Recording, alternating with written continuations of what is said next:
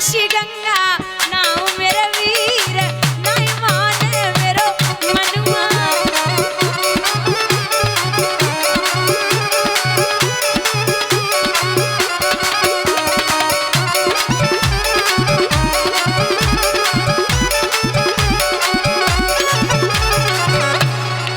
सात से रखी धरी करैया मैं तो रुचि रुचि भोग लगाऊं मेरे वीर नहीं माने मेरो मनुआ।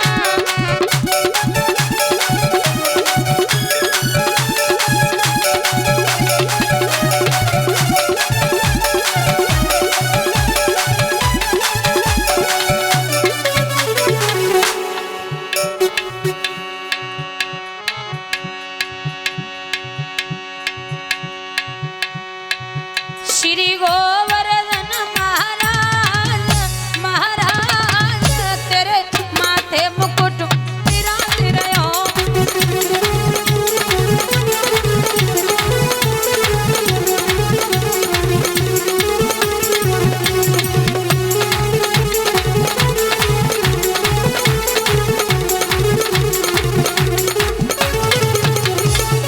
तो पे पान चढ़े तो पे फूल चढ़े लला इन पे चढ़े भी दूध की धार ओ धार तेरे माथे मुकुट विराज।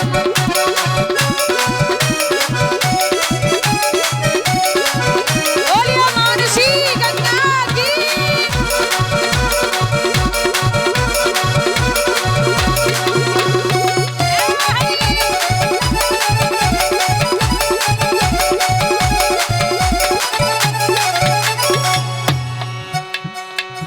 अरे सात कोश की तय परिक्रमा पूजा करे कौशल की अम्मा।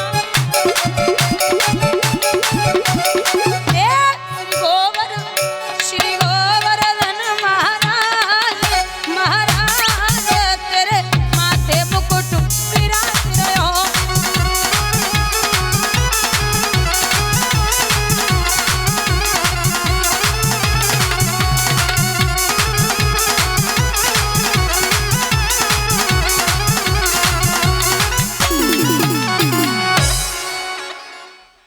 बोलिए गोवर्धन महाराज की।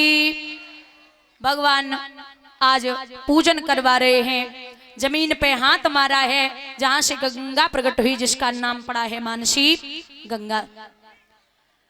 भैया कहते हैं कि इंद्र को पता चला कि मेरा पूजन नहीं हुआ तो भयंकर वर्षा की है। प्रभु ने 7 वर्ष 52 दिन की अवस्था में उस गोवर्धन पर्वत को सबसे छोटी वाली उंगली पर धारण कर लिया। अब जरा ध्यान देना, माताएं शांति बना रखें, ध्यान से सुनना बुजुर्गों।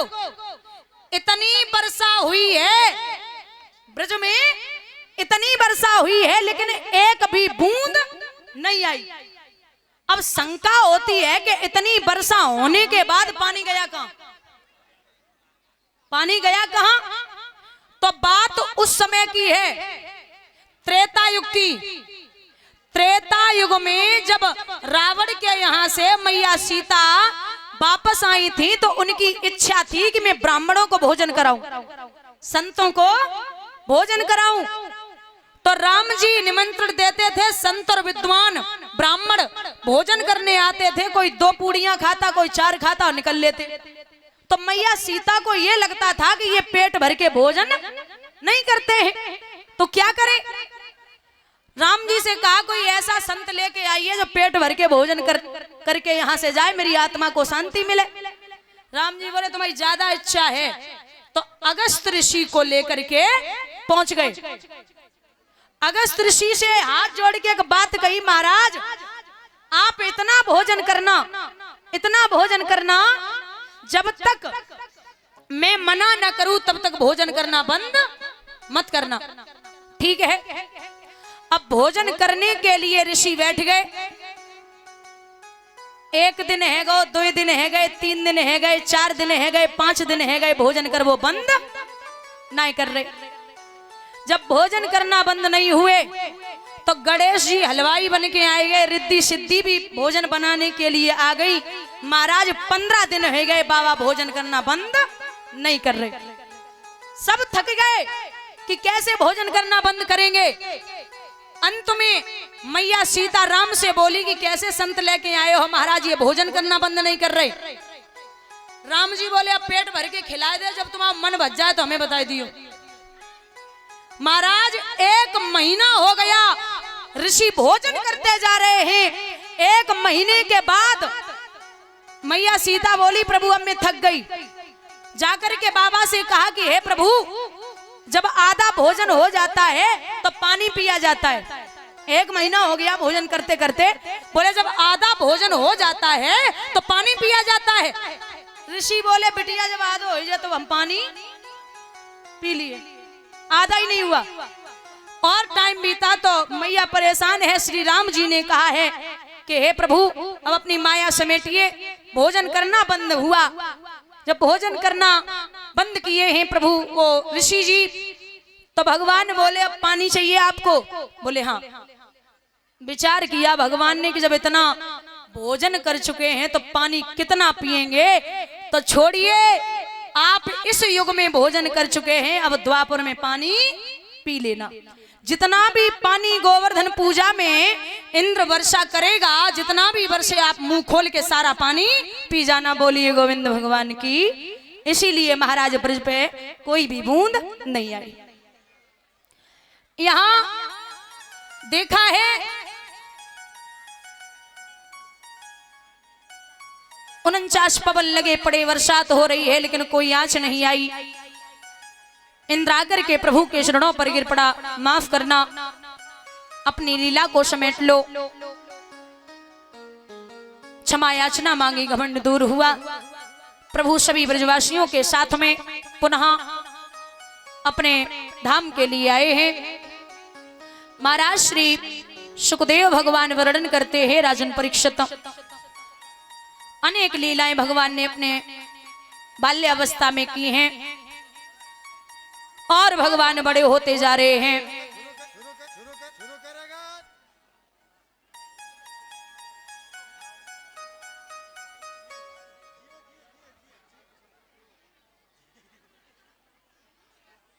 महाराज बड़े हुए, समय बीतता जा रहा है। एक दिन की बात है, गोपियां भगवान से बोली हैं कृष्ण आप मेरे साथ में महाराज कब करोगे?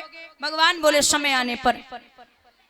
वो समय आया है, वसंत ऋतु की पूर्णिमा के दिन भगवान ने योग माया को इशारा दिया, जाओ और जाकर के यमुना के किनारे सुंदर सी जगह बना के आओ।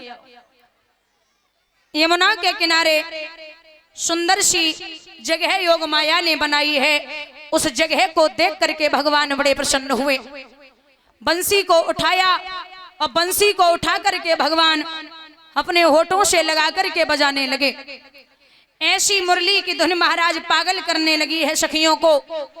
सखियां भाग के जब भगवान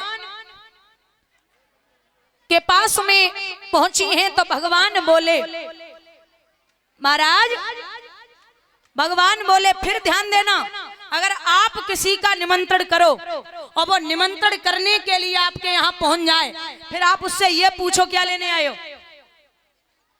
पहले तो निमंत्रण कर दो, फिर जब वो आपके दरवाजे पर पहुंच जाए फिर उससे ये पूछिए क्या लेने आए हो। तो कितना बड़ा अपमान है। भगवान बंसी बजाए के सखियन को बुलाए रहे और जब सखियां पहुंच गई हैं तो भगवान पूछ रहे का लेवे को आई हो। तो सखियां कम चालाक नहीं है, भगवान से बोली कि प्रभु आप को मैं पूछती हूँ, आप मेरे सवाल का जवाब दो। क्या एक पतिव्रता औरत और उसका पति विदेश चला जाए, वो मिट्टी का पति बना करके उसकी पूजा करे, जब वो मिट्टी के पति की पूजा कर रही हो तब उसका असली पति विदेश से आकर के कुंडी को खटखटा दे। आप ये बताइए वो असली के लिए दरवाजे खोले या मिट्टी के पति की पूजा करती रहे? जवाब ली। पूछने लगे कि वो मिट्टी के पति की पूजा करती रहे या जो असली आ गया उसके लिए दरवाजे खोले। भगवान बोलेगा बाबा नहीं हो, जब असली आएगा तो नकली की क्या जरूरत है? असली को बैठाए, सम्मान करे, उसकी पूजा करे। तो सखियां बोली बस माधव, संसार के पति पिता पुत्र सब आपके सामने नकली है, आप एक असली हो। और तुम हमारे पति तो छोड़ दो, हमारे पतियन क्यों पति आप ही हो? बोलिए गोविंद भगवान की। आप जगत पिता और जगत पति हो, मान लिया। महाराज करिए यहां महाराज जब महाराज सोने लगा, समय बीता है। एक दिन की बात, महाराज तो हो रहा है, लेकिन मैया पार्वती सज धज के रात्रि के समय चली। तो बाबा पूछने लगे देवी कहाँ जा रही हो? देवी कहाँ जा रही हो? बोले महाराज, महाराज सो रहा है, उस महाराज को देखने जा रही हूँ, हमें भी ले चलो। बोले नहीं, आप नहीं जा सकते। क्यों? बात देवियां ही देवियां दिखाई देती हैं, देवता को कोई काम नहीं है। बोले हमें देवी बना, लेकिन लेके चलो। महाराज देवी कैसे बनोगे? अरे इतने लंबे चौड़े हो, जूड़ा इतना बड़ो, सर्व बिच्छू कातर, ये कैसे साड़ी बनेगी? बोले अगर हम जाएंगे तो तुम भी जाओगी, और हम नहीं जाएंगे तो तुम भी नहीं जाओगी। अजीब जिद है। बोले बिल्कुल लेके चलो। तो जब जिद कर रही है यहाँ मैया भी कि आप नहीं जाओगे, तो बाबा बोले लेके चलो ना। सभी भाई बंधु जितने भी बैठे माताएं बहनें सब अपने अपने सर पे अंगोछा रूमाल डाल लें, क्योंकि महाराज जब तीनों लोगों का नाथ साड़ी बांध सकता है, तो आप थोड़ी देर के लिए यहाँ महाराज नहीं उनकी कथा चल रही है, डाल लें।